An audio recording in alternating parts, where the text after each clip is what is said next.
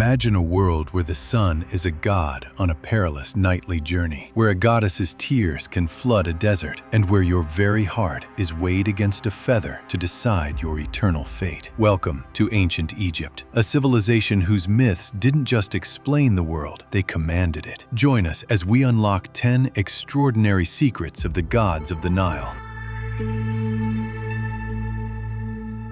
Our journey begins with the heartbeat of Egypt, the sun. But the sun god wasn't just one being. At dawn, he was Khepri, the sacred scarab beetle, symbolizing rebirth. At high noon, he became the mighty Ra, and as dusk fell, he was Atum, the weary old man, beginning his dangerous voyage through the Duat, the underworld, to battle the chaos serpent Apophis and be reborn with the new day.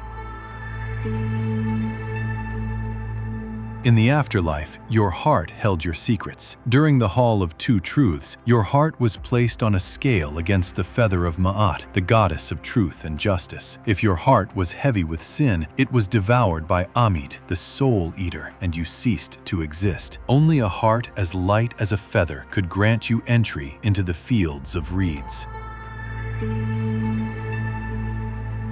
The Nile was the lifeblood of Egypt, but its annual flood wasn't seen as a weather event. To the ancients, the rising waters were the tears of Isis. She was mourning her husband Osiris, who had been murdered by his jealous brother, Set. This myth beautifully tied the survival of a nation to the eternal love and grief of a goddess. Why did the gods have animal heads? It wasn't literal. To the Egyptians, these were visual metaphors. The jackal head of Anubis represented his role as a guardian of the dead. The falcon head of Horus spoke of his piercing vision and celestial power. The lion of Sekhmet represents destructive fury and protection power. It was a sophisticated way to describe the essence of a god through the traits of the natural world. Creation stories varied across the land. In Memphis, the god Ptah was said to have dreamt the world into existence, creating everything through thought and the spoken word. In Heliopolis, the story was more primal. Atum emerged from the waters of chaos and birthed the first gods through a solitary act of creation. Two different paths to explain the same miracle of existence.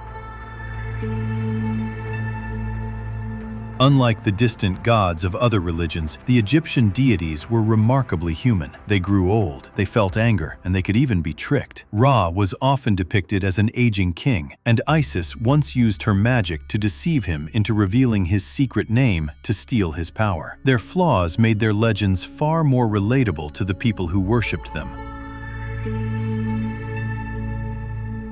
Death wasn't the end, but a transformation. The Egyptians believed the soul had many parts. The Ka was your life force that remained with the body, needing food and offerings. The Ba was your personality, depicted as a bird with a human head, free to fly between the world of the living and the dead. This is why mummification was so vital. It provided a home for these spirits.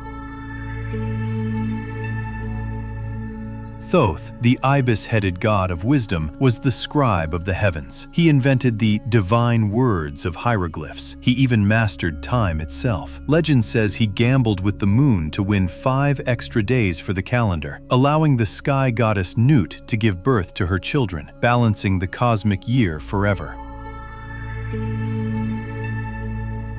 The Eye of Horus, a symbol of healing and protection that still resonates today. Born from the fight between the falcon god against Seth, it represents victory of good against evil and regeneration.